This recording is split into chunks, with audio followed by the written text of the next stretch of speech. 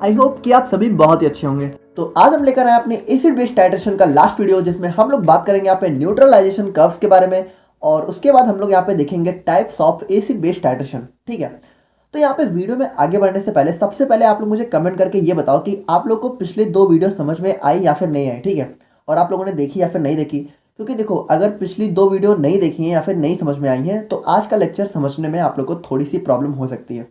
ठीक है, तो मैं ये मान के चल रहा हूँ कि आप लोगों ने वो वीडियो देख रखी होगी और आप लोग को समझ में आ गया होगा। बाकी अगर नहीं आया तो सबसे पहले आप लोग कमेंट करके बताओ कि क्या चीज़ें नहीं समझ में आई। ठीक है, प्रॉपर डिस्क्रिप्शन के साथ। और बाकी आप लोग कॉपी और पेन लेके बैठ जाइए और हम लोग अपना आज का वीडियो स्टार्ट करते हैं। तो बात करें हम लोग यहाँ पे न्यूट्रलाइजेशन कर्व्स की। ठीक है, तो इसको यहाँ पे हम लोग जो है टाइट्रेशन कर्व्स के नाम से भी जानते हैं। अब एग्जाम में कभी कभी आपसे जो है टाइट्रेशन कर्व के नाम से भी क्वेश्चन पूछ लेगा, तो बिल्कुल भी कंफ्यूज नहीं होना है, दोनों सेम चीज़ें हैं। ठीक है, अब यहाँ पे देखो जो हमारा ये न्यूट्रलाइजेशन कर्व है, ठीक है, इसको समझने से पहले हम लोग अपने कुछ इंपॉर्टेंट टर्म्स को यहाँ पे डिस्कस कर लेते हैं, जो कि हमारे न्यूट्रलाइजेशन कर्व्स में बहुत ज़्यादा यूज होने वाले हैं। ठीक है, तो अगर आप लोग को ये सारी चीज़ें पता है तो आप वीडियो को थोड़ा आगे भी बढ़ा सकते हो। जैसे बात करें हम लोग यहाँ पे स्ट्रॉन्ग एसिड की, तो स्ट्रॉन्ग एसिड हमारा क्या होता है, जो कि कंप्लीटली डिसोसिएट हो जाता है। ठीक है, जब हम लोग उसको वाटर या फिर एक्वस सोल्यूशन में डिजॉल्व करते हैं। ये सारी चीज़ें मैंने आप लोग को ऑलरेडी बता रखी हैं। ठीक है, तो आई होप कि आप लोग को पता हो। तो स्ट्रॉन्ग एसिड जैसे कि इसको जब भी हम लोग यहाँ पे वाटर या एक्वस सॉल्यूशन में डिजॉल्व करेंगे, ठीक है, तो मान लो हम लोगों ने 10 मोल डिजॉल्व किया, तो 10 का 10 मोल यहाँ पे डिसोसिएट हो जाएगा। डिसोसिएट मतलब यहाँ पे ब्रेक हो जाना। ठीक है, H+ और Cl- में। और उसी तरीके से देखो वीक एसिड क्या होगा। वीक एसिड बहुत ही सिंपल है कि इसको हम लोग यहाँ पे जब डिजॉल्व करेंगे तो ये पूरी तरीके से डिसोसिएट नहीं होगा। ठीक है, जैसे मान लो हम लोगों ने इसका हमारा वीक एसिड का एग्जाम्पल होता है CH3COOH, बहुत फेमस एग्जाम्पल है। ठीक है, तो मान लो अगर इसको हम लोगों ने वाटर में डिजॉल्व किया, ठीक है, 10 मोल, तो यहाँ पे क्या है ना कि इसका सिर्फ जो है 3 या 4 मोल जो है ब्रेक होगा और बाकी 10 मोल जो है वैसे का वैसा रखा रहेगा। ठीक है, यानी कि ये जो है कंप्लीटली डिसोसिएट नहीं होते हैं। और वहीं बात करें हम लोग यहाँ पे स्ट्रॉन्ग बेस के बारे में, तो जैसे हमारा स्ट्रॉन्ग एसिड यहाँ पे कंप्लीटली डिसोसिएट हो जाता था, वैसे ही हमारा स्ट्रॉन्ग बेस भी यहाँ पे कंप्लीटली डिसोसिएट हो जाता है जब भी हम लोग उसको वाटर या फिर एक्वा सोल्यूशन में डिजॉल्व करते हैं। ठीक है, और इसका हमारा सबसे फेमस एग्जांपल होता है यहाँ पे NaOH। ठीक है, तो इसको हम लोग यहाँ पे डिजॉल्व करेंगे तो ये यहाँ पे Na+ और OH- में यहाँ पे ब्रेक हो जाता है। ठीक है, और जो हमारा यहाँ पे वीक बेस होता है वो क्या होता है, वो यहाँ पे पूरी तरीके से डिसोसिएट नहीं होता है। ठीक है, और जैसे इसका फेमस एग्जांपल है हमारा NH4OH, तो इसको हम लोग यहाँ पे डिजॉल्व करेंगे तो यहाँ पे ब्रेक होता है NH4+ और OH- में, लेकिन पूरी तरीके से डिसोसिएट नहीं होता है। यानी अगर 10 मोल हम लोगों ने डाला तो मान के चलो 3 से 4 मोल होगा, बाकी के 5-6 मोल यहाँ पे नहीं होंगे। तो देखो ये तो बहुत ही कॉमन टर्म्स थे और आप में से कई लोगों को ऑलरेडी पता भी होंगे। बट अब हम लोग यहाँ पे जो है 2-3 नए टर्म्स को देखते हैं। ठीक है, और ये चीज़ें आप लोग को समझना बहुत ज़्यादा ज़रूरी है। अब देखो यहाँ तक आप लोगों ने एक चीज़ तो समझ ली। ठीक है, बहुत अच्छे से इसको अपने दिमाग में एकदम बहुत अच्छे से फिट कर लो। ठीक है, कि हम लोगों ने क्या देखा, हम लोगों ने यहाँ पे 4 एग्जाम्पल देखे। इन चारों को आप लोग अपने दिमाग में बैठा लो। HCl हमारा स्ट्रॉन्ग एसिड होता है। ठीक है, और NaOH हमारा क्या होता है, स्ट्रॉन्ग बेस। और CH3COOH, ठीक है, ये हमारा क्या होता है, वीक एसिड। और NH4OH हमारा क्या होता है, वीक बेस। देखो यही चारों आप लोग को स्ट्रॉन्ग एसिड और वीक बेस और स्ट्रॉन्ग बेस के एग्जाम्पल में देखने को मिलेंगे। ठीक है, ज़्यादातर यही चारों देखने को मिलेंगे। तो इन चारों को आप लोग एकदम दिमाग में बैठा लो। आज का पूरा लेक्चर हमारा इन्हीं चारों पे बेस होने वाला है। ठीक है, तो अब हम लोग बात करते हैं यहाँ पे अपने कुछ नए टर्म्स के बारे में। ठीक है, जैसे हमारा यहाँ पे होता है न्यूट्रल सॉल्ट। तो ये न्यूट्रल सॉल्ट हमारा क्या होता है, ये हमारा होता है product of strong acid and strong base reaction. यानी बहुत ही सिंपली, अगर हमारा कोई स्ट्रॉन्ग एसिड और स्ट्रॉन्ग बेस रिएक्ट कर रहा है, ठीक है, तो हमारा जो सॉल्ट बनेगा, अब देखो ये तो आप लोग को पता ही है ना कि एसिड और बेस रिएक्ट करते हैं तो हमारा सॉल्ट बनता है। तो अगर स्ट्रॉन्ग एसिड और स्ट्रॉन्ग बेस के बीच में रिएक्शन हो रही है तो जो सॉल्ट बनेगा उसको हम लोग बोलते हैं यहाँ पे न्यूट्रल सॉल्ट। और यहाँ पे देखो इसकी सबसे बड़ी खासियत क्या होती है, इसका पीएच यहाँ पे 7 होता है। ठीक है, इसका पीएच हमेशा यहाँ पे 7 होगा। और वहीं बात करें हम लोग यहाँ पे एसिडिक सॉल्ट के बारे में, तो ये हमारा होता है product of strong acid and weak base reaction. देखो बहुत ध्यान से समझो, एसिडिक सॉल्ट है ना, तो यहाँ पे एसिड क्या होगा हमारा, स्ट्रॉन्ग। ठीक है, और बेस हमारा क्या होगा, वीक। तो स्ट्रॉन्ग एसिड हमारा क्या होता है, HCl, और वीक बेस हमारा क्या होता है, NH4OH। तो ये दोनों की जब रिएक्शन होगी तो जो सॉल्ट बनेगा उसको हम लोग बोलेंगे एसिडिक सॉल्ट। और इसकी सबसे फेमस प्रॉपर्टी क्या है, इसका पीएच हमेशा यहाँ पे जो है 7 से नीचे होता है। ठीक है, यानी इसका एसिडिक पीएच होता है। अब आप लोग को पता है ना, हमारे एसिड का पीएच यहाँ पे 7 से नीचे होता है और बेस का 7 से ऊपर होता है। तो देखो इसके अंदर एसिड हमारा स्ट्रांग है, तो इसके अंदर मेन प्रॉपर्टी हमारे एसिड की होगी, तो उसकी वजह से क्या होगा, जो सॉल्ट बनेगा उसका पीएच यहाँ पे 7 से नीचे आएगा। देखो बहुत अच्छे से समझ लो, अभी हम लोग जब न्यूट्रलाइजेशन कर्व देखेंगे, ठीक है, तो उसमें हमारी जो स्ट्रॉन्ग एसिड और वीक बेस के बीच में जो रिएक्शन होती है उसमें हमारा ये टर्म बहुत ज़्यादा काम आने वाला है, ठीक है। और बात करें हम लोग यहाँ पे बेसिक सॉल्ट के बारे में, तो देखो बिल्कुल इसी तरीके से यहाँ पे basic salt is a product of strong base and weak acid reaction. अब देखो यहाँ पे बेसिक सॉल्ट है तो बेस हमारा स्ट्रॉन्ग होगा और एसिड हमारा वीक होगा। जैसे हमारा स्ट्रॉन्ग बेस होता है NaOH, ठीक है, और वीक एसिड हमारा क्या होता है CH3COOH। तो इन दोनों की रिएक्शन से जो सॉल्ट बनेगा उसको हम लोग बोलते हैं बेसिक सॉल्ट। और सबसे इंपॉर्टेंट बात, इसका पीएच हमारा क्या होता है 7 से बड़ा होता है। क्यों? क्योंकि इसके अंदर बेस हमारा स्ट्रांग है तो मेन प्रॉपर्टी हमारे बेस की होगी, तो इसका पीएच हमेशा यहाँ पे 7 से ज़्यादा होता है। किसका? बेसिक सॉल्ट का। तो आई होप कि आप लोगों को इतनी चीज़ें क्लियर हो गई होंगी और हो जानी चाहिए। अगर नहीं हुई है तो आप लोग जो है दोबारा से लेक्चर देखो और अच्छे से समझ लो, क्योंकि आगे हमारा यही सारी चीज़ें जो है यूज होने वाली है, ठीक है। तो अब हम लोग यहाँ पे बात करते हैं अपने classification of acid base titration के बारे में। अब देखो एक बात आप लोग मेरी ध्यान से सुनो, जो हमारा यहाँ पे एसिड बेस टाइट्रेशन का क्लासिफिकेशन है और जो हमारा यहाँ पे न्यूट्रलाइजेशन कर्व है, ये दोनों एक ही टॉपिक है। देखो टॉपिक तो यहाँ पे अलग अलग है लेकिन ये दोनों आपस में जुड़े हुए हैं, ठीक है। बात को समझो, जैसे अगर classification of acid base titration आप लोगों से पूछा गया, ठीक है, तो अभी हम लोग जो आगे देखने वाले हैं आप लोग को वही सारी चीजें लिख के आनी है। और अगर न्यूट्रलाइजेशन कर्व पूछा गया तो भी आप लोग को वही चीजें लिख के आनी है, क्योंकि कर्व हमारा इसी का बनता है। तो अब यहाँ पे देखो हमें दो चीजें पता चल चुकी हैं, ठीक है, कि हमारा जो एसिड और बेस है वो यहाँ पे स्ट्रॉन्ग या वीक हो सकते हैं, ठीक है। अब हमें पता है कि हमारी जो टाइट्रेशन है वो हमारी किसके बीच में होती है? टाइट्रेंट और एनालाइट के बीच में, ठीक है। टाइट्रेंट हमारा यहाँ पे ब्यूरेट में होता है जिसके बारे में हमें पता होता है, और एनालाइट हमारा यहाँ पे फ्लास्क में होता है जिसके बारे में हमें पता करना होता है। तो यहाँ पे देखो जो हमारा टाइट्रेंट है, हो सकता है ना कि वो हमारा स्ट्रॉन्ग एसिड हो, या फिर हो सकता है वीक एसिड हो, या फिर हो सकता है स्ट्रॉन्ग बेस हो, या फिर हो सकता है वीक बेस हो, है ना। ये चारों नेचर हमारे टाइट्रेंट के भी हो सकते हैं और यही चारों नेचर हमारे एनालाइट के भी तो हो सकते हैं, है ना। हो सकता है ये भी हमारे ये चारों में से कुछ हो।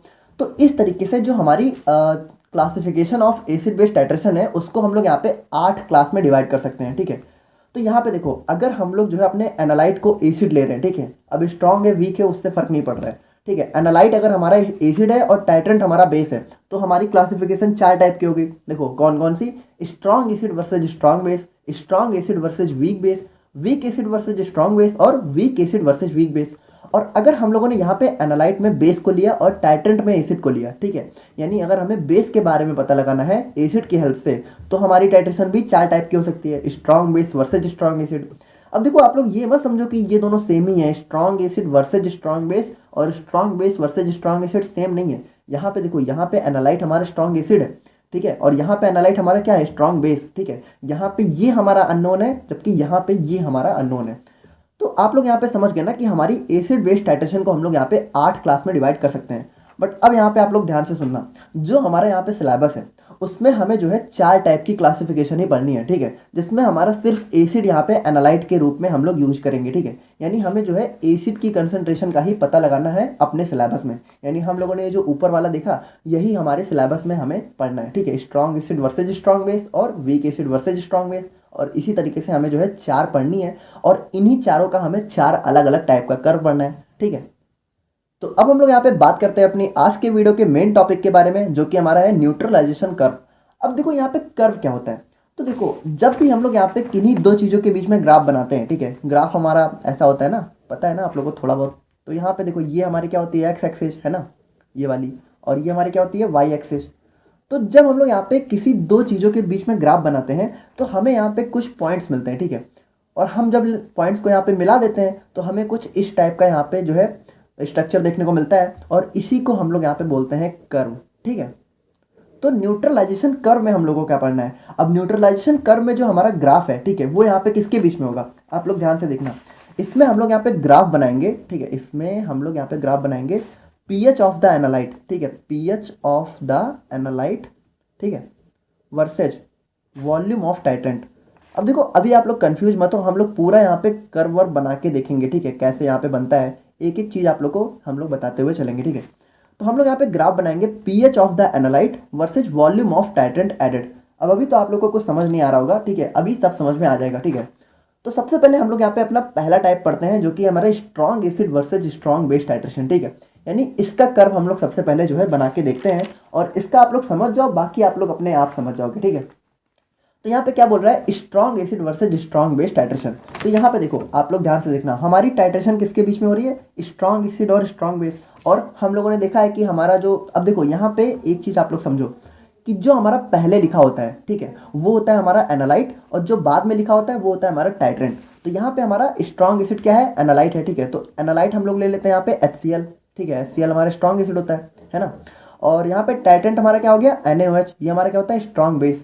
तो अब हम लोग यहाँ पे इन दोनों के बीच में जब यहाँ पे ग्राफ बनाएंगे तो जो कर्व हमें मिलेगा वो हो जाएगा हमारा इसका कर्व, ठीक है।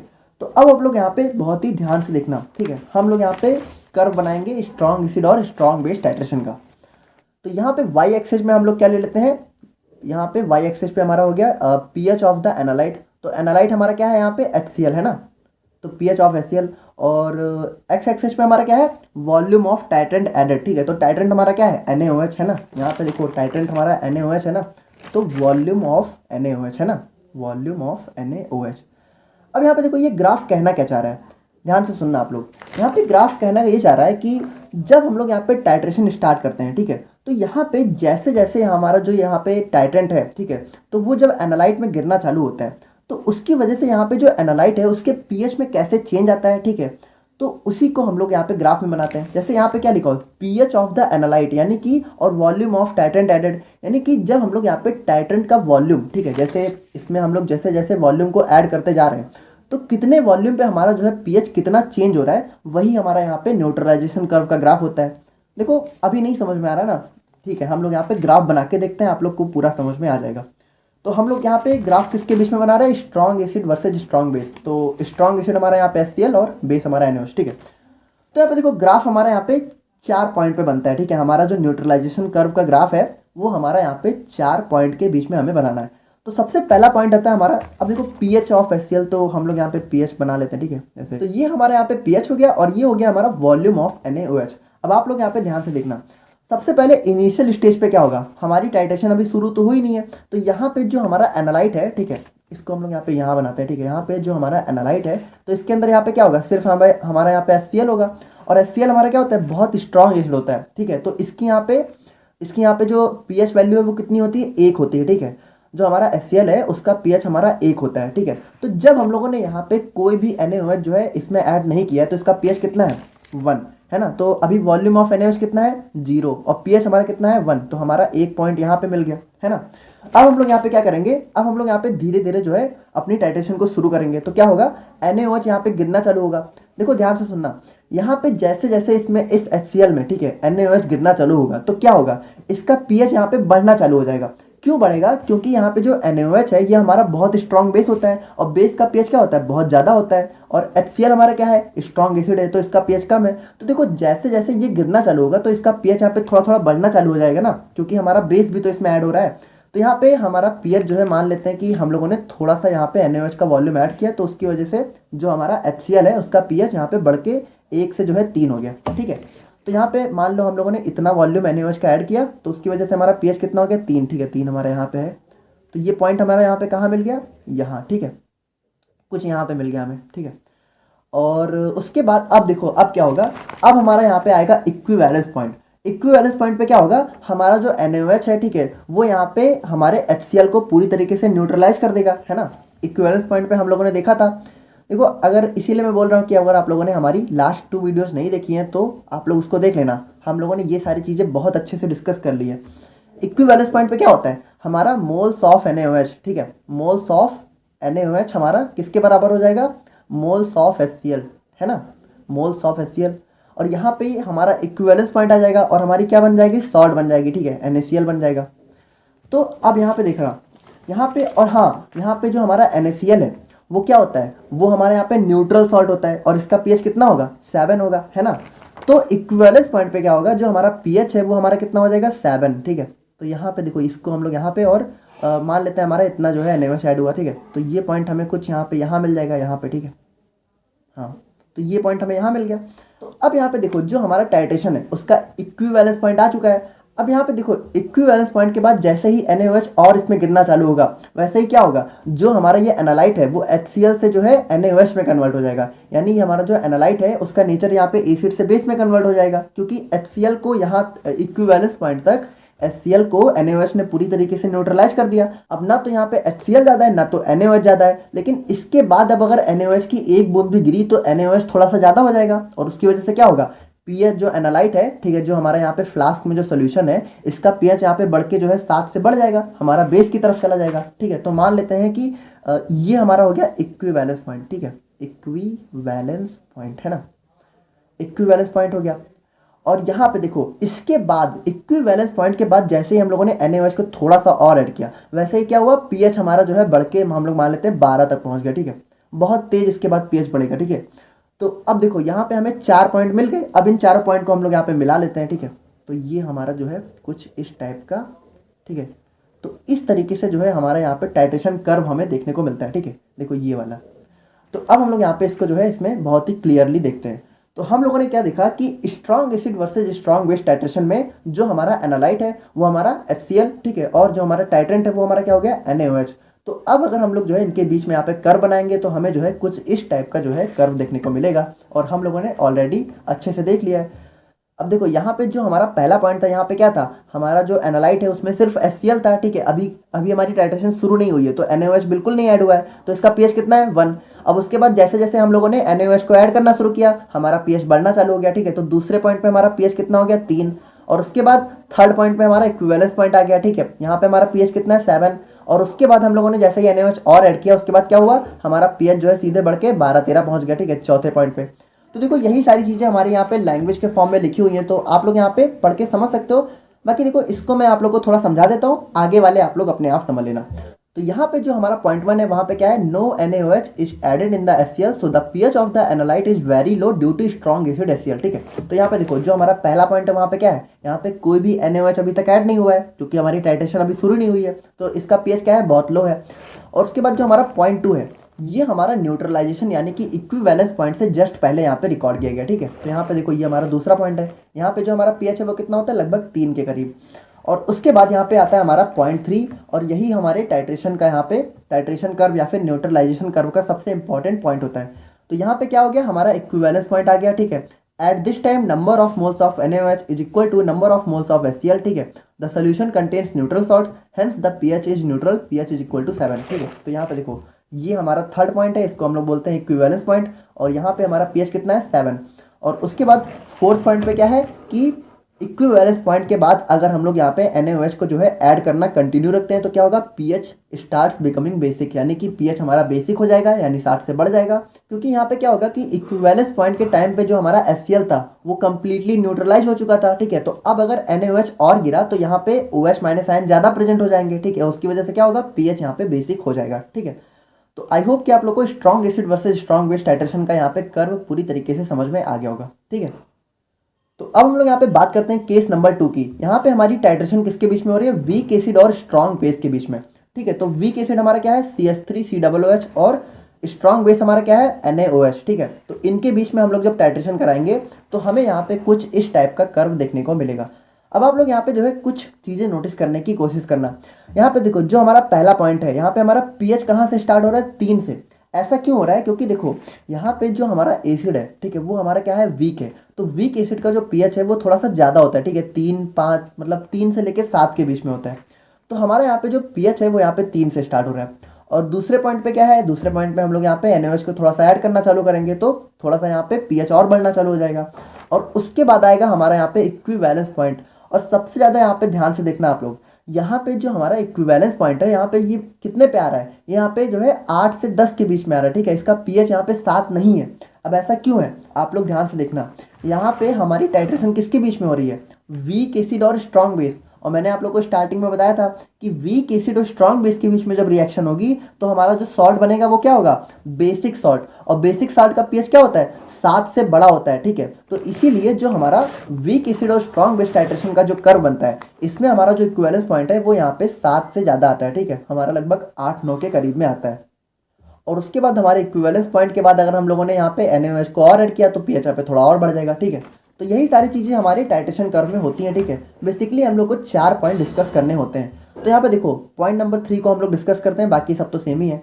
तो यहाँ पे this is the equivalence point. At this time number of moles of NaOH is equal to number of moles of CH3COOH, but since the reaction is between weak acid and strong base, the salt formed will be basic salt and hence pH will be greater than 7, ठीक है। अब यहाँ पे देखो ये चीज़ तो हम लोगों ने समझ ली कि यहाँ पे बेसिक सॉल्ट बन रहा है तो इसका पीएच यहाँ पे 7 से बढ़ गया। लेकिन यहाँ पे ऐसा होता क्या है जिसकी वजह से जो हमारा पीएच है वो यहाँ पे 7 से बढ़ जाता है, ठीक है। तो अब हम लोग यहाँ पे इसके अंदर की मैकेनिज्म को जो है समझने की कोशिश करते हैं, ठीक है। तो अब आप लोग यहाँ पे बहुत ही ध्यान से देखना, हमारी टाइट्रेशन किसके बीच में हो रही है, वीक एसिड और स्ट्रॉन्ग बेस, है ना, स्ट्रॉन्ग बेस। तो वीक एसिड हमारा क्या है, CH3COOH, है ना, और स्ट्रॉन्ग बेस हमारा क्या है, NaOH। तो यहाँ पे ध्यान से देखना, जब ये दोनों यहाँ पे रिएक्ट करेंगे, ठीक है, CH3COOH, ठीक है, और प्लस NaOH, तो यहाँ पे क्या बनेगा, यहाँ पे बनेगा हमारा यहाँ पे CH3COONA, ठीक है। ये होगा हमारा यहाँ पे बेसिक सॉल्ट, है ना, इसका पीएच यहाँ पे कितना होता है, 7 से बढ़ जाएगा। लेकिन कैसे बढ़ेगा अभी आप लोग ध्यान से देखना, और हमारा क्या बनेगा, H2O। अब यहाँ पे देखो होगा क्या, यहाँ पे ये जो हमारा CH3COONA है, ठीक है, ये यहाँ पे डिसोसिएट हो जाएगा, ठीक है, डिसोसिएट होगा हमारा CH3COO- में और Na+ में। अब यहाँ पे ध्यान से देखना, अब हमारा ये जो CH3COO- है, ये क्या करेगा, देखो ये हमारा यहाँ पे CH3COO- यहाँ पे H2O से रिएक्ट कर लेगा, ठीक है। H2O हमारा यहाँ पे प्रेजेंट है, ठीक है, तो इसके साथ ये रिएक्ट करके क्या करेगा, ये कन्वर्ट हो जाएगा यहाँ पे CH3COOH में, और यहाँ पे हमारा जो है OH- आयन रिलीज हो जाएगा। और OH- आयन क्या होता है, बेस के अंदर की सबसे मेन प्रॉपर्टी, ठीक है। तो इसकी वजह से क्या होगा, इसकी वजह से ये होगा कि इक्विवेलेंस पॉइंट के टाइम भी हमारा जो पीएच है वो यहाँ पे इस OH- आयन की वजह से 7 से बड़ा हो जाएगा, ठीक है। तो आई होप कि आप लोग अब समझ गए होंगे कि इसके अंदर कैसा मैकेनिज्म होता है, ठीक है। तो अब हम लोग यहाँ पे डिस्कस करते हैं अपने थर्ड टाइप को, जो कि हमारा स्ट्रॉन्ग एसिड और वीक बेस टाइट्रेशन।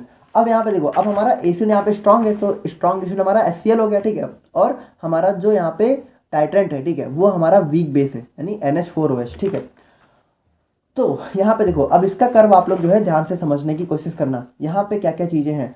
तो यहाँ पे जो हमारा पहला पॉइंट है, ठीक है, ये देखो यहाँ पे एक ही से स्टार्ट हुआ है, यानी ये हमारा नीचे से स्टार्ट हो रहा है। ऐसा क्यों, क्योंकि यहाँ पे जो HCl है वो हमारा स्ट्रॉन्ग एसिड है, ठीक है, और इसका पीएच यहाँ पे कितना होता है, 1 होता है। तो इसका ग्राफ हमारा 1 ही से स्टार्ट हो रहा है, ठीक है। तो इसका ग्राफ 1 से स्टार्ट हुआ, ठीक है। और दूसरे पॉइंट पे क्या हुआ, हम लोगों ने यहाँ पे NH4OH को ऐड करना चालू किया। तो इसका जो हमारा पीएच है वो धीरे धीरे थोड़ा सा, सॉरी, इसका जो हमारा पीएच है वो धीरे धीरे थोड़ा सा बढ़ना चालू हुआ, ठीक है।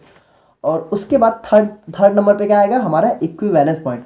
अब यहाँ पे देखो, यहाँ पे जो हमारा इक्विवेलेंस पॉइंट है वो क्या हो रहा है, 7 से नीचे आ रहा है, इसका इक्विवेलेंस पॉइंट आ रहा है 5 के करीब में, ठीक है। तो अब ऐसा क्यों हो रहा है, क्योंकि जो हमारी टाइट्रेशन है वो हो रही है हमारी स्ट्रॉन्ग एसिड और वीक बेस के बीच में। और मैंने आप लोग को स्टार्टिंग में बताया, स्ट्रॉन्ग एसिड और वीक बेस जब रिएक्ट करते हैं तो जो सॉल्ट बनता है वो कौन सा होता है, एसिडिक सॉल्ट। और एसिडिक सॉल्ट का पीएच क्या होता है, 7 से कम होता है, ठीक है। तो इसीलिए यहाँ पे जो हमारा इक्विवेलेंस पॉइंट है, यहाँ पे जो हमारा पीएच है वो यहाँ पे 7 से नीचे हो जाता है। अब इसके अंदर की मैकेनिज्म अगर आप लोग समझना चाहते हो तो ध्यान से देखना, यहाँ पे हमारी रिएक्शन हो रही है स्ट्रॉन्ग एसिड, है ना, और वीक बेस, ठीक है। तो स्ट्रॉन्ग एसिड हमारा क्या हो गया, HCl, है ना, और वीक बेस हमारा क्या हो गया, NH4OH।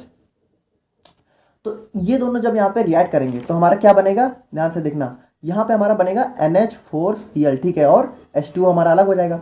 अब यहाँ पे ये जो हमारा NH4Cl है ये हमारा यहाँ पे डिसोसिएट हो जाएगा NH4+ में और Cl- में, ठीक है। अब ये जो NH4+ है ये यहाँ पे इस वाटर के साथ जो है रिएक्ट कर जाएगा, ठीक है, NH4+, ठीक है, हमारा यहाँ पे H2O के साथ रिएक्ट करके हमारा कन्वर्ट हो जाएगा NH4OH में, ठीक है। और यहाँ पे क्या रिलीज हो जाएगा, H+, और H+ हमारा क्या होता है, H+ हमारे एसिड की मेन प्रॉपर्टी होती है। तो इसकी वजह से क्या होगा, हमारी एसिडिटी यहाँ पे बढ़ जाएगी, यानी पीएच हमारा जो है 7 से नीचे आ जाएगा, ठीक है। तो आई होप कि आप लोग यहाँ पे चीज़ें समझ गए होंगे, ठीक है। और यही सारी चीज़ें यहाँ पे लिखी हुई हैं, तो आप लोग यहाँ पे पढ़ के समझ लेना, ठीक है। और फाइनली हम लोग बात करते हैं अपने लास्ट टाइप की, जो कि हमारा week acid versus weak base titration, ठीक है। तो वीक एसिड हमारा क्या है, CH3COOH, ठीक है, और वीक बेस हमारा क्या है, NH4OH, ठीक है। हमारे यहाँ पे टाइट्रेशन हो रही है NH4OH और CH3COOH के बीच में। तो अब यहाँ पे देखो, इसका टाइट्रेशन कर्व हमें जो है कुछ इस टाइप से देखने को मिलेगा। अब यहाँ पे देखो, नोटिस करने वाली क्या बातें हैं कि इसका जो इक्विवेलेंस पॉइंट है वो भी 7 पे आ रहा है। अब इसका क्यों 7 पे आ रहा है, क्योंकि देखो अब ना तो यहाँ पे एसिड स्ट्रांग है ना तो बेस स्ट्रांग है, दोनों वीक हैं, तो दोनों की प्रॉपर्टी भी लगभग बराबर ही होगी, है ना। तो इसकी वजह से इसका जो इक्विवेलेंस पॉइंट है वो भी यहाँ पे 7 पे देखने को मिलता है।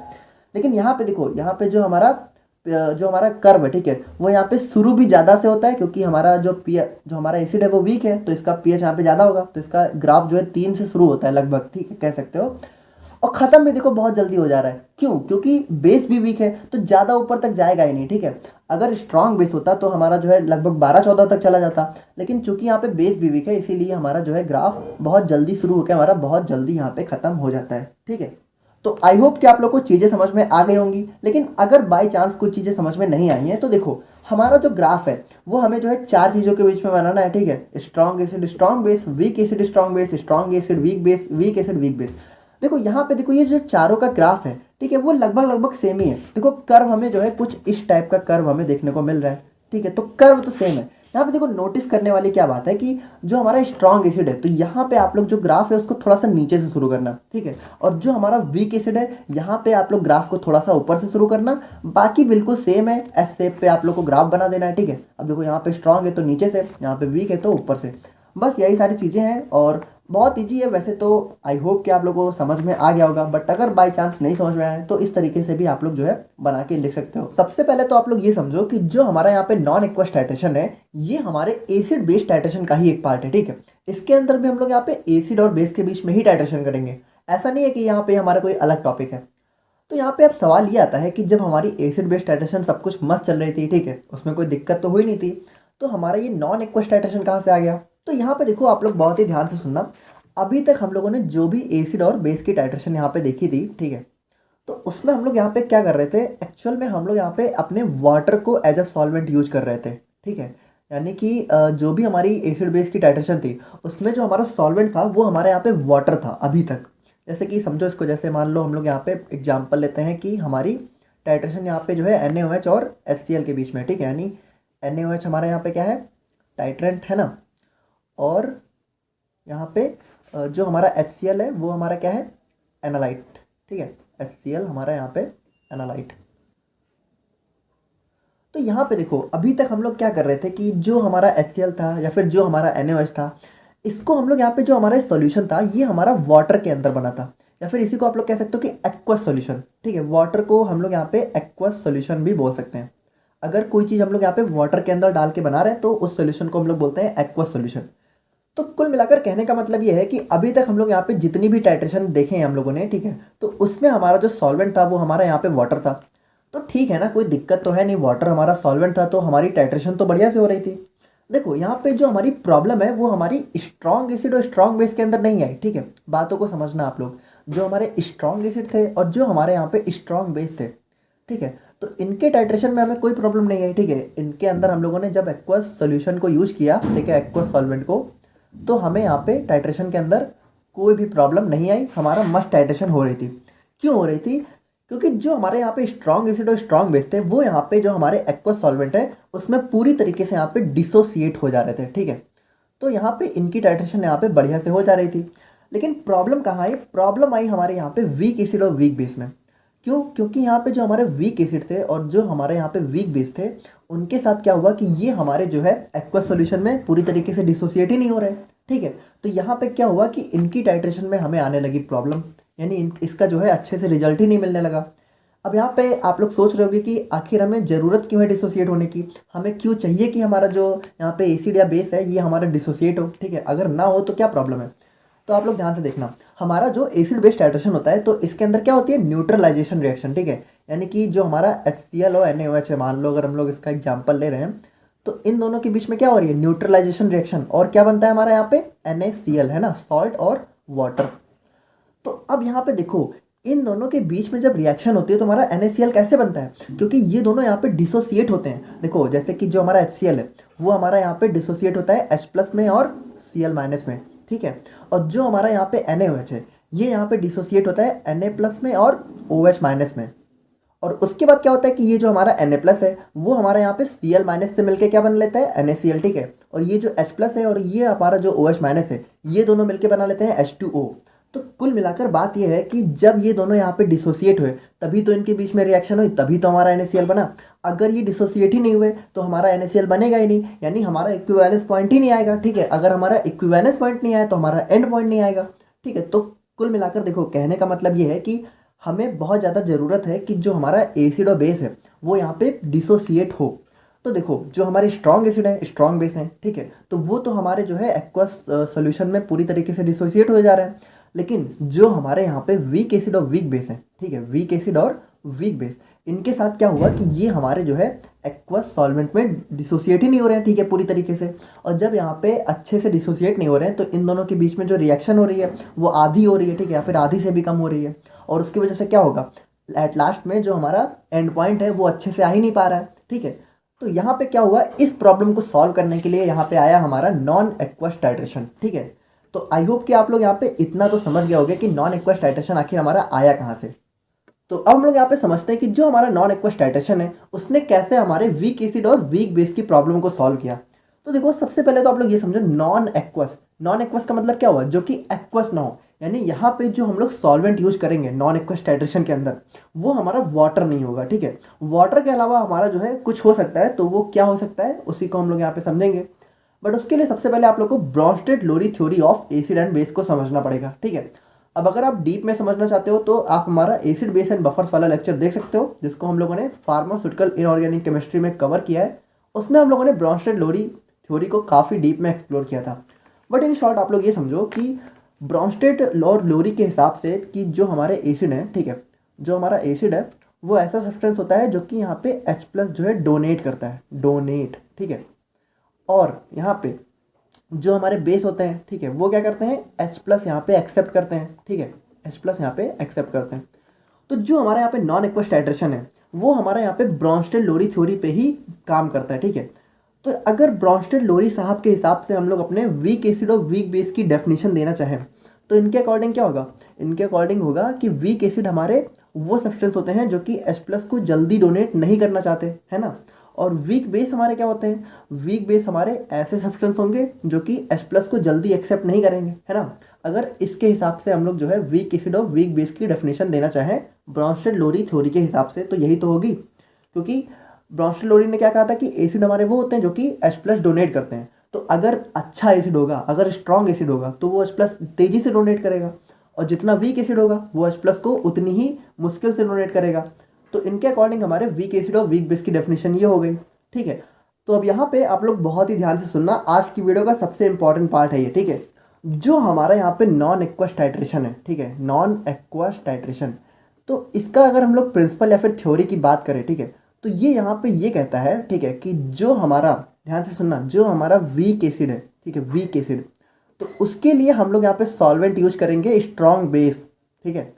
और जो हमारे यहाँ पे वीक बेस है, ठीक है, वीक बेस है अगर, तो उसके लिए हम लोग यहाँ पे सॉल्वेंट यूज करेंगे स्ट्रॉन्ग एसिड, ठीक है। तो अब यहाँ पे देखो, ऐसा करने से होगा क्या, जो हमारा वीक एसिड है, ठीक है, तो वो क्या कर रहा है, H+ को जल्दी डोनेट नहीं कर रहा है, यही तो हमारे वीक एसिड की प्रॉपर्टी है अकॉर्डिंग टू ब्रॉन्स्टेड-लोरी, है ना। तो यहाँ पे अगर हम लोग वीक एसिड के सामने स्ट्रॉन्ग बेस को, ठीक है, एज अ सॉल्वेंट यूज करेंगे तो होगा क्या कि जो हमारा स्ट्रॉन्ग बेस है वो क्या करेगा, उसके अंदर प्रॉपर्टी होगी कि वो यहाँ पे ज़्यादा से ज़्यादा H+ को एक्सेप्ट करेगा, ठीक है। यानी आप ये कह सकते हो कि जो हमारा स्ट्रॉन्ग बेस है वो यहाँ पे H+ को अपनी तरफ खींचता है, ठीक है। तो यहाँ पे वीक एसिड क्या कर रहा है, H+ को डोनेट नहीं कर रहा है। अगर ये डोनेट करना चालू कर दे तो हमारा ये वीक एसिड जो है थोड़ा सा स्ट्रॉन्ग बन जाएगा, है ना।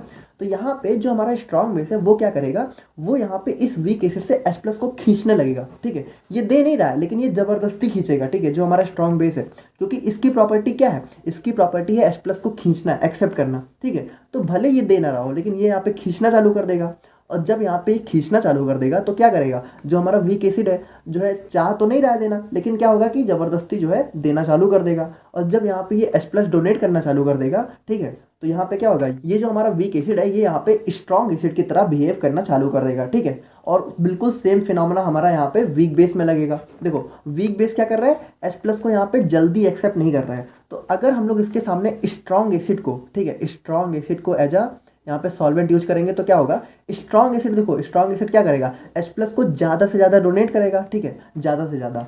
तो भले ये अब वीक बेस जो है भले H+ को एक्सेप्ट ना करना चाह रहा हो, लेकिन जब ये इतना ज़्यादा डोनेट कर रहा है तो इसको ज़बरदस्ती एक्सेप्ट करना ही पड़ेगा, ठीक है। ये अगर ज़बरदस्ती दे रहा है तो इसको लेना ही पड़ेगा, ठीक है। तो उसकी वजह से क्या होगा, हमारा वीक बेस जो है यहाँ पे थोड़ा सा स्ट्रॉन्ग बेस की तरह जो है बिहेव करने लगेगा, ठीक है। तो यहाँ पे कुछ इस तरीके से हमारे नॉन एक्वस टाइट्रेशन की थ्योरी यहाँ पे काम करती है, ठीक है। तो आई होप कि आप लोग यहाँ पे समझ गए होंगे कि कैसे हमारा यहाँ पे नॉन एक्वस टाइट्रेशन हमें देखने को मिला और कैसे यहाँ पे ये काम करता है। देखो, एक चीज़ आप लोग बहुत ध्यान से समझो, ये जो कंसेप्ट है ये पूरा हमारा ब्रॉन्स्टेड लोरी थ्योरी पे बेस है, ठीक है। इनके अकॉर्डिंग स्ट्रॉन्ग एसिड और स्ट्रॉन्ग बेस वो होते हैं जो कि H+ को जल्दी डोनेट करते हैं, जल्दी एक्सेप्ट करते हैं, और वीक एसिड और वीक बेस वो होते हैं जो कि बहुत ही मुश्किल से करते हैं, ठीक है। तो अब हम लोग यहाँ पे अपने थ्योरी पोर्शन को पढ़ के समझ लेते हैं। अब आप लोग को बहुत आसानी से समझ में आ जाएगा, ठीक है। तो जैसा कि हमें पता है कि हमारी ज़्यादातर जो टाइट्रेशन होती हैं वो यहाँ पे एक्वस मीडियम में परफॉर्म होती हैं, लेकिन but in the case of week acid and weak base, ठीक है, हम लोग यहाँ पे वाटर को यूज नहीं कर सकते क्योंकि वो हमारा यहाँ पे शार्प एंड पॉइंट नहीं देता है, ठीक है।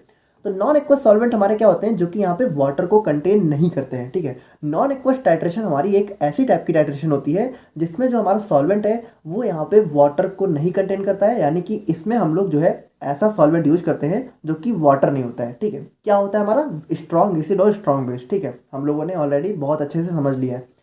तो अब हम लोग यहाँ पे देखते हैं कि हमें जो है नॉन एक्वस टाइट्रेशन की जरूरत क्या पड़ी, ठीक है। तो वैसे तो हम लोगों ने ऑलरेडी देख लिया है, बट जैसे कि मान लो अगर हमारा सब्सटेंस जो है वाटर में इनसॉल्युबल है, यानी कि वो सॉल्युबल ही नहीं हो रहा है, ठीक है, तब भी हमारा वाटर काम का नहीं रहा। और अगर हमारा सब्सटेंस जो है वाटर के साथ रिएक्टिव है, यानी अगर वो वाटर के साथ ही रिएक्शन कर गया तो भी हमारे लिए वाटर जो है बेकार हो जाएगा, है ना। और अगर हमारा सैंपल जो है बहुत वीक एसिड और बहुत वीक बेस है, ठीक है, तो ये हमारा सबसे मेजर रीजन है। बाकी ये दोनों रीजन भी कभी कभी हो जाते हैं।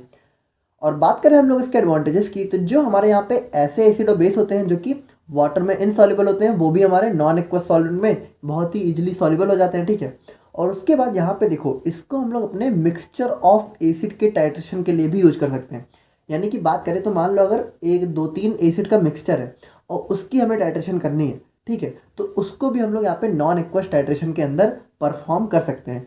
और उसके बाद जो हमारे वीक एसिड और वीक बेस है उनकी टाइट्रेशन भी हम लोग यहाँ पे नॉन एक्वस की मदद से करते हैं ना। और यहाँ पे देखो, जो हमारी नॉन एक्वस टाइट्रेशन है वो जो है बहुत ही सिंपल होती है और एक्यूरेट होती है, ठीक है। यानी यहाँ पे जो हमारा एंड पॉइंट है वो बहुत ज़्यादा एक्यूरेट है, बहुत ज़्यादा शार्प आता है, ठीक है, बहुत अच्छे से आता है। और डिसएडवांटेजेस की बात करें तो जो हमारे नॉन एक्वस सॉल्वेंट है वो थोड़े से यहाँ पे एक्सपेंसिव यानी कि थोड़े से महंगे होते हैं, ठीक है, तो ये इसका एक डिसएडवांटेज हो गया। और उसके बाद जो हमारे वोलाटाइल सॉल्वेंट होते हैं वो हमारे जो है इन्वायरमेंट को जो है पॉल्यूट कर सकते हैं। देखो वोलाटाइल क्या होता है कि जो हवा में उड़ जाते हैं, ठीक है, तो अगर मान लो कोई सॉल्वेंट है वो वोलाटाइल नेचर का है, ठीक है, तो वो हवा में उड़ जाएगा और उसके बाद क्या होगा, हमारा जो एटमॉस्फेयर है, वातावरण है, उसको गंदा कर देगा, है ना। और वहाँ पे जो हमारा इंडिकेटर होता है, ठीक है, नॉन एक्वस टाइट्रेशन के अंदर जो हम लोग इंडिकेटर यूज करते हैं वो हमारा यहाँ पे नॉन एक्वस मीडियम में ही बना होना चाहिए, ठीक है। तो ये सारी चीज़ें थोड़ी सी डिसएडवांटेज होती हैं यहाँ पे नॉन एक्वस टाइट्रेशन की, ठीक है। तो अब हम लोग यहाँ पे बात करते हैं types of non aqueous solvents के बारे में, यानी कि जो हमारी नॉन एक्वस टाइट्रेशन है उसके अंदर हम लोग यहाँ पे कौन कौन से सॉल्वेंट्स को यूज करते हैं, ठीक है। तो इसको आप लोग बहुत ही ध्यान से देखना, एग्जाम में अक्सर जो है यहाँ से क्वेश्चन पूछ लिया जाता है। तो यहाँ पे देखो, जो हमारा नॉन एक्वस टाइट्रेशन है उसमें हम लोग यहाँ पे बेसिकली 4 टाइप के सॉल्वेंट्स को यूज करते हैं, जिसमें पहला है हमारा प्रोटोफिलिक, फिर है प्रोटोजेनिक, फिर एम्फोटेरिक और एप्रोटिक। तो सबसे पहले हम लोग बात करते हैं प्रोटोफिलिक सॉल्वेंट्स के बारे में। देखो इसका नाम क्या है, प्रोटोफिलिक, यानी कि प्रोटॉन लवर। यानी कि यहाँ पे ये जो हमारे प्रोटोफिलिक सॉल्वेंट्स हैं ये क्या करते हैं, प्रोटॉन को एक्सेप्ट करते हैं, इनको प्रोटॉन बहुत ज़्यादा पसंद होता है। तो बहुत ही सिंपली बोले तो प्रोटोफिलिक हमारे यहाँ पे क्या होते हैं, स्ट्रॉन्ग बेस होते हैं, क्योंकि आप लोग को पता है स्ट्रॉन्ग बेस का नेचर क्या होता है, प्रोटॉन को एक्सेप्ट करना, है ना, ब्रॉन्स्टेड लोरी के हिसाब से। देखो हमारा पूरा नॉन एक्वस यहाँ पे ब्रॉन्स्टेड लोरी पे ही बेस है। तो अगर आप लोग को ज़्यादा अच्छे से समझना है तो आप लोग वो वाला लेक्चर देख लेना जो मैंने आप लोग को बताया, ठीक है।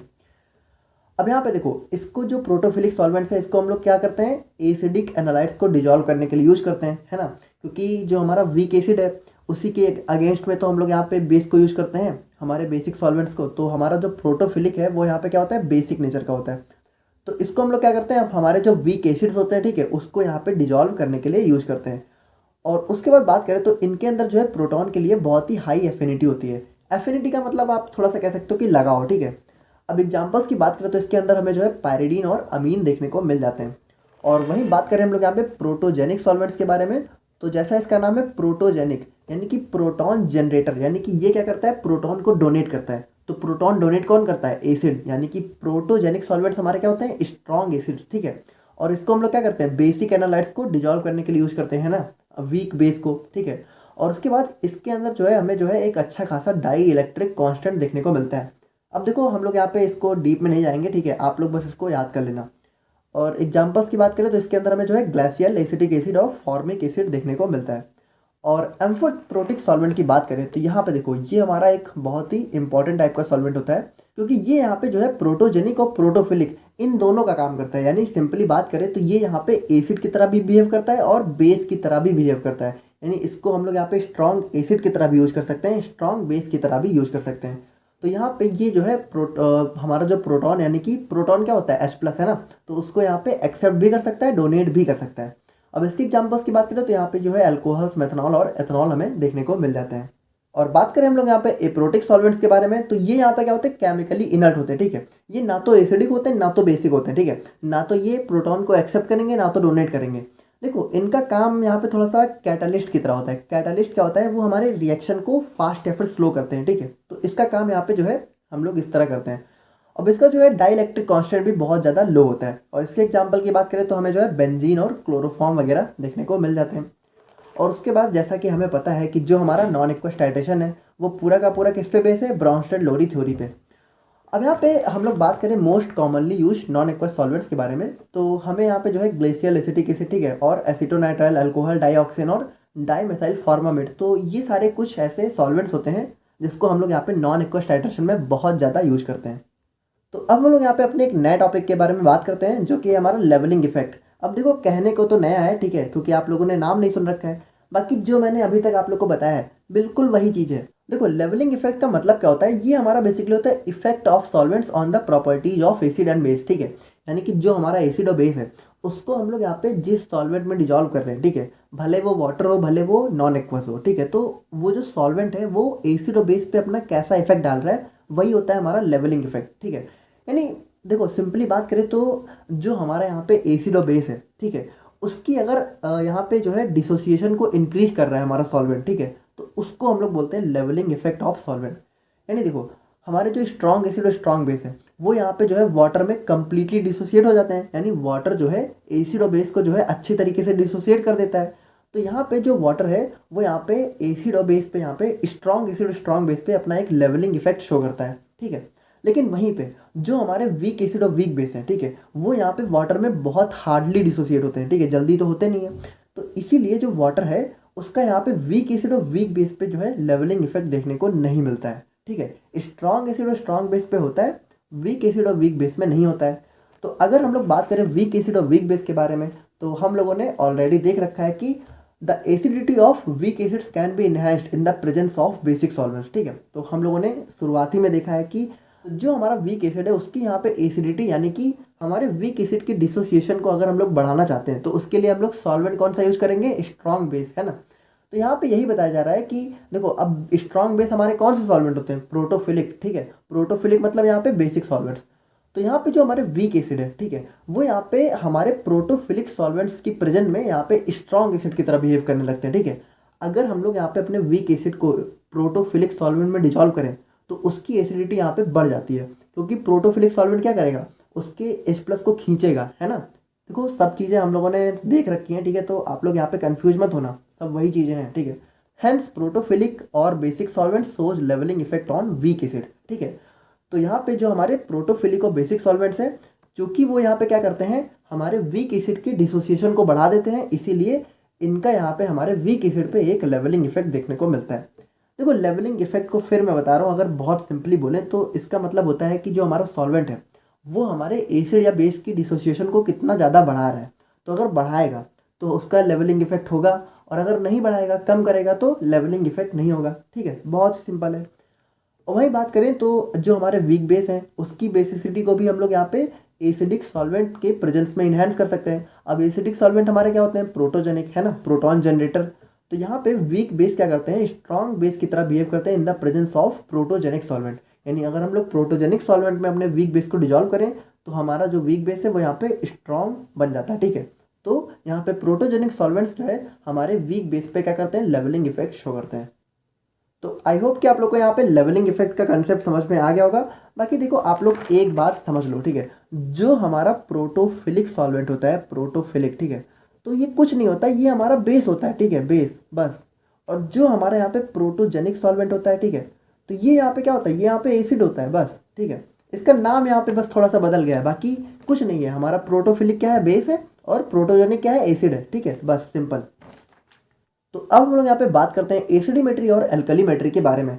अब देखो वैसे तो इन दोनों को हम लोगों ने अपने एसिड बेस टाइट्रेशन के फर्स्ट लेक्चर में ही देख लिया था, लेकिन क्या है कि कभी कभी एग्जाम में जो है 5 या 7 नंबर में भी पूछ लिए जाते हैं, ठीक है। तो इसको हम लोग थोड़ा सा जो है यहाँ पे डिटेल में देखेंगे।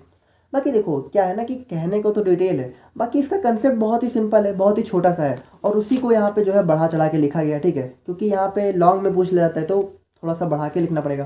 बाकी देखो एसिडिमेट्री का मतलब क्या है, इसमें हम लोग यहाँ पे बहुत ही सिंपली बात करें तो एसिड को जो है टाइट्रेंट की तरह यूज करेंगे और बेस को यहाँ पे एनालाइट, यानी एसिड की मदद से हम लोग बेस का यहाँ पे जो है कंसेंट्रेशन पता करेंगे, ठीक है। तो यहाँ पे बस उसी चीज़ को यहाँ पे थोड़ा सा बढ़ा चढ़ा के लिखा गया है, ठीक है। तो वैसे आप लोग थोड़ा पढ़ के भी समझ सकते हो, बाकी इसको हम लोग बता देते हैं, एल्कलीमेट्री आप लोग समझ लेना, ठीक है। जैसे कि acidimetry use to determine the concentration of base using standard acid solution, ठीक है। तो यहाँ पे हमारा जो एसिड है वो हमें पता होगा, वो हमारा नॉन सॉल्यूशन होगा, और उसकी मदद से हम लोग यहाँ पे क्या करेंगे, बेस का पता लगाएंगे। देखो एसिडिमेट्री मतलब एसिड स्टैंडर्ड है, और एल्कलीमेट्री में क्या होगा, बेस स्टैंडर्ड होगा। बेस को हम लोग यहाँ पे एल्कली भी बोलते हैं, इसीलिए उसका नाम है एल्कलीमेट्री, ठीक है। तो in acidimetry a known volume of base is put into conical flask, the solution is then titrated. तो आप लोगों को पता है यार वही सारी चीजें, ठीक है। थोड़ा सा हमारे टाइट्रेशन की प्रोसीजर को यहाँ पे जो है हम लोगों ने थोड़ा सा डिटेल में लिख दिया, ठीक है, ताकि हमारा जो टॉपिक है वो थोड़ा सा लंबा हो जाए, ठीक है। बाकी इसमें कुछ है नहीं यार, देखो बस इसमें यही है कि एसिड हमारा क्या है, हमारा टाइट्रेंट है, और बेस हमारा एनालाइट है। टाइट्रेंट को हम लोग ब्यूरेट में लेते हैं, और बेस को हम लोग यहाँ पे क्या है, फ्लास्क में लेते हैं, ठीक है। तो यहाँ पे देखो इसको हम लोग थोड़ा सा यहाँ पे फिगर विगर भी बना के देख लेते हैं, ठीक है। बना देना अगर आप लोग यहाँ पे 5-7 नंबर में पूछ लिया गया, ठीक है। तो एसिड यहाँ पे क्या है, स्टैंडर्ड है तो ब्यूरेट में ले गया, ठीक है, और बेस हमारा टाइट्रेंट सॉरी एनालाइट है, तो इसके बारे में हमें पता करना है, ठीक है। वही सारी चीज़ें हैं। और उसी तरीके से देखो जो हमारा एल्कलीमेट्री है वो भी बिल्कुल सेम है, ठीक है। बस इसमें क्या है कि इसमें हमारा जो बेस है वो हमारा स्टैंडर्ड होगा, यानी इसमें हम लोग यहाँ पे एसिड के बारे में पता लगाएंगे, ठीक है। एसिड की अननोन कंसेंट्रेशन होगी, बेस की नोन होगी, ठीक है। तो यहाँ पे जो हमारा एल्कलीमेट्री है इसमें हमारा एसिड क्या होगा, एनालाइट, बेस हमारा क्या होगा, टाइट्रेंट, ठीक है। एसिडिमेट्री का जस्ट उल्टा है ना। और यहाँ पे देखो यहाँ पे क्या है कि फिगर में आप लोग देख सकते हो, बेस हमारा क्या है, हमारा जो है टाइट्रेंट है, ठीक है, और एसिड हमारा यहाँ पे एनालाइट है। तो अब हम लोग यहाँ पे बात करते हैं अपने आज की वीडियो के लास्ट टॉपिक के बारे में, जो कि हमारा एसे ऑफ सोडियम बेंजोएट। अब देखो हमारे सिलेबस में एसे ऑफ एफेड्रीन HCl भी दे रखा है, लेकिन देखो एग्जाम में वैसे तो ये दोनों ही नहीं पूछे जाते हैं, बट सोडियम बेंजोएट के फिर भी कुछ चांसेज हैं। बाकी एफेड्रीन HCl तो बहुत कम ही पूछा गया है।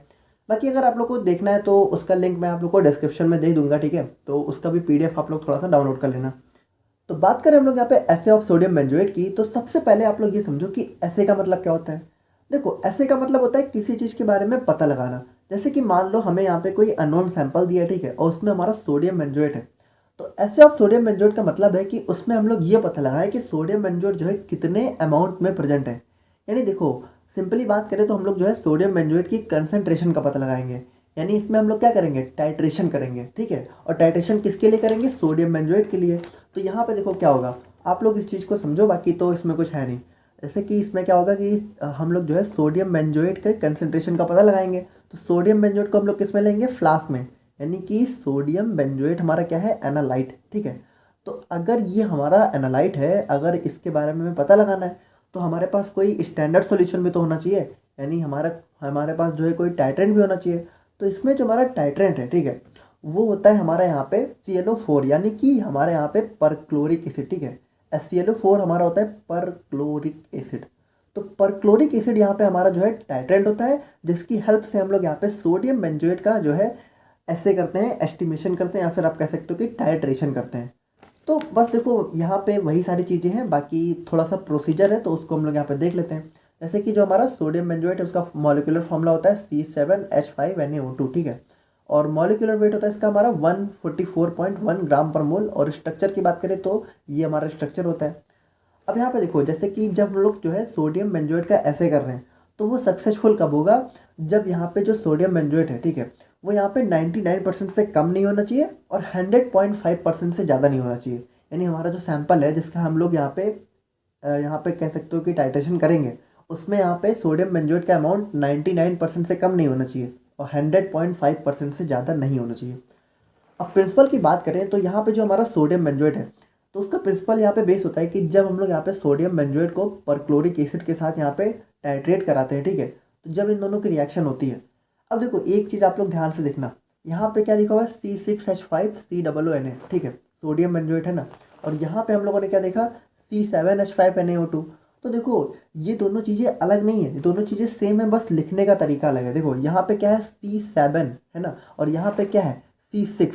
तो यहाँ पे एक कम क्यों हो गया, क्योंकि यहाँ पे देखो C बाद में लिखा हुआ है, ठीक है, C6H5C, ठीक है। और यहाँ पे देखो यहाँ पे हमारा जो कार्बन है वो सारा एक साथ लिख दिया गया है, तो है वही चीज़, लिखने का तरीका अलग है, ठीक है।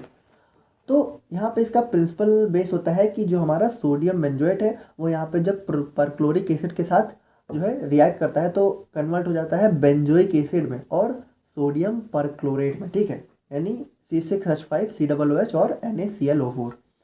यहाँ पे देखो क्या हुआ, ये Na हमारा यहाँ पे चला गया, ठीक है, Na हमारा यहाँ पे HClO4 के पास चला गया और ये H हमारा यहाँ पे आ गया, ठीक है, बस वही चीज़ें हुई हैं। और प्रॉपर्टीज़ की बात करें तो सोडियम बेंजोएट हमारा एक वाइट क्रिस्टलाइन ग्रेनुलर पाउडर होता है और ऑर्डरलेस होता है और हाइग्रोस्कोपिक नेचर का होता है। अब यहाँ पे देखो जो हमारा टाइट्रेंट है, यानी कि जो हमारा परक्लोरिक एसिड है, तो उसको भी तो हमें प्रिपेयर करना होगा। तो सबसे पहले हम लोग करते हैं उसकी प्रिपरेशन और स्टैंडर्डाइजेशन। अब यहाँ पे आप लोग ध्यान से सुनना।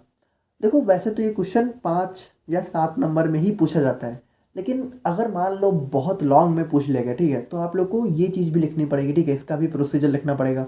तो यहाँ पे मैंने स्किप कर दिया है क्योंकि वैसे तो नहीं पूछा जाता है, बट हो सकेगा तो आप लोग देख लेना, इसमें कुछ है नहीं, ठीक है, बस 2-3 स्टेप इसमें भी हैं, तो आप लोग जो है अपनी टेक्स्ट बुक में देख लेना, ठीक है। बाकी देखने की ज़रूरत नहीं है, वैसे नहीं पूछा जाता है। तो अब हम लोग यहाँ पे बात करते हैं अपने प्रोसीजर के बारे में, ठीक है, यानी कैसे हम लोग यहाँ पे इसका ऐसे करेंगे। तो सबसे पहले हम लोग क्या करेंगे, 0.25 ग्राम सोडियम बेंजोएट को जो है 20 ml anhydrous glacial acetic acid में डिजॉल्व करेंगे, ठीक है।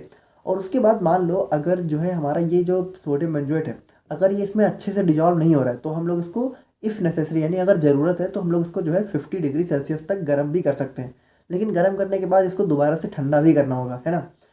अब उसके बाद हम लोग क्या करेंगे, हमारा जो इंडिकेटर है वो होता है यहाँ पे क्रिस्टल वॉयलेट या फिर 1 नेप्थॉल बेंजीन, ठीक है। तो इन दोनों में से किसी एक को हम लोग यहाँ पे इंडिकेटर की तरह यूज कर सकते हैं। और यहाँ पे अब हम लोग जो है क्या करेंगे, 0.1 नॉर्मल, ठीक है, यानी जो हमारा परक्लोरिक एसिड है उसकी नॉर्मेलिटी कितनी है 0.1, तो उसके अगेंस्ट में हम लोग यहाँ पे टाइट्रेशन को कंटिन्यू रखेंगे जब तक हमारा जो कलर है वो यहाँ पे ग्रीन में चेंज नहीं हो जाता। अब कैलकुलेशन की बात करें तो यहाँ पे आप लोग ध्यान से देखना, जो हमारा 0.01441 ग्राम ऑफ C6H5COONA यानी कि बेंजोइक एसिड होता है, वो यहाँ पे इक्विवेलेंट होता है 1 ml ऑफ 0.1 नॉर्मल HClO4। देखो इस चीज़ को आप लोग समझने की कोशिश करो, जैसे कि जो हमारा यहाँ पे सोडियम बेंजोएट है, ठीक है, तो यहाँ पे क्या बताया जा रहा है कि 0.1, ठीक है, 0.1441 है ना ग्राम। तो इसका इतना ग्राम हमारा किसके बराबर है, मतलब बराबर कह सकते हो, लगभग बराबर है किसके, 1 ml, ठीक है, 1 ml 0.1 नॉर्मल HClO4, ठीक है, यानी सिंपली बात करें तो 1 ml के बराबर है। तो यहाँ पे देखो हम लोग क्या करेंगे, इसके अगेंस्ट में हम लोग टाइट्रेशन को कंटिन्यू रखेंगे और जब हमारी टाइट्रेशन कंप्लीट हो जाएगी, ठीक है, तो मान लो अगर हमारा जैसे कि 15 ml हमारा यहाँ पे HClO4 इसमें आके गिर गया, ठीक है, खाली हो गया, तो 1 ml जो है इसके बराबर है, ठीक है। तो अगर 15 ml गिरा है तो इसी को हम लोग यहाँ पे मतलब मल्टीप्लाई वगैरह करके जो है कैलकुलेट कर लेंगे कि हमारा जो यहाँ पे फ्लास्क है इसके अंदर कितना यहाँ पे सोडियम बेंजोएट है, ठीक है। बाकी इसका परसेंटेज प्योरिटी की बात करें तो इसका फॉर्मूला होता है हमारा volume of HClO4 into normality of HClO4 into 0.01441 divided by weight of C6H5COONA यानी कि सोडियम बेंजोएट इंटू 0.1 इंटू 100। काफ़ी लंबा चौड़ा फार्मूला है, याद कर लेना आप लोग, ठीक है। और बाकी इसके यूजेस की बात करें तो इसको हम लोग यहाँ पे प्रिजर्वेटिव्स और एडिटिव्स की तरह यूज करते हैं। तो यहाँ पे हमारे फार्मास्यूटिकल एनालिसिस का यूनिट 2 कंप्लीट हो चुका है। और अगर आप लोगों ने यहाँ तक वीडियो देखी है तो अब आप लोग एक काम करो, आप लोग मुझे कमेंट करके बताओ कि हम लोग यहाँ पे यूनिट 3 जो है इनऑर्गेनिक की स्टार्ट करें या फिर एनालिसिस की। और बाकी अगर आज के लेक्चर से कोई डाउट है तो आप लोग वो भी कमेंट करके बताना। और आप लोग प्लीज़ मुझे कमेंट करके बताओ कि आप लोग को फार्मास्यूटिकल एनालिसिस समझ में आया या नहीं आया, ठीक है।